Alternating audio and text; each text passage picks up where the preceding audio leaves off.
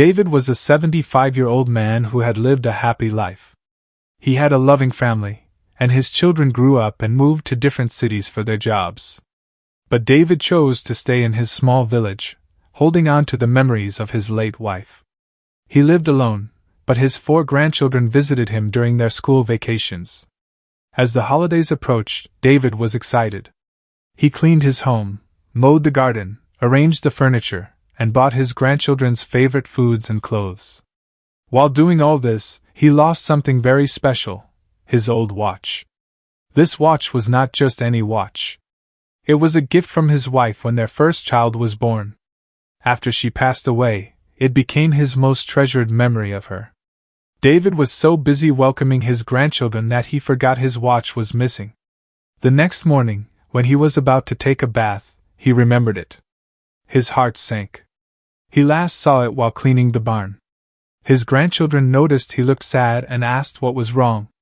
David sighed and said, "Children, I lost the most precious thing I have, your grandmother's gift. This watch is more than just time, it is a piece of my heart." Seeing their grandfather so upset, the children promised to help him find it.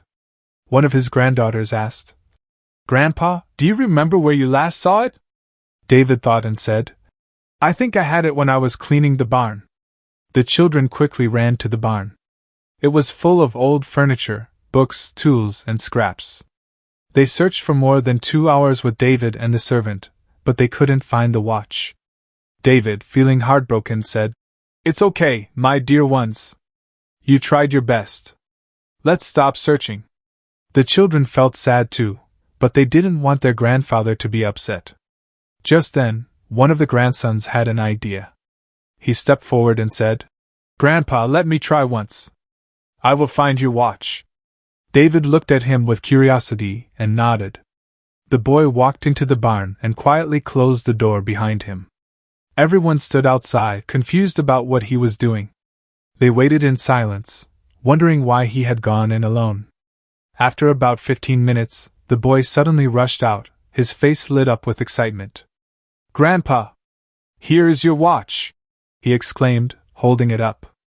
David was surprised and asked, "How did you find it, my boy?" The little boy smiled and said, "I sat there without making a noise, and the barn was so silent. After a few minutes, I heard the tick-tick sound and found the watch." David hugged him tightly and thanked him. This is the power of silence.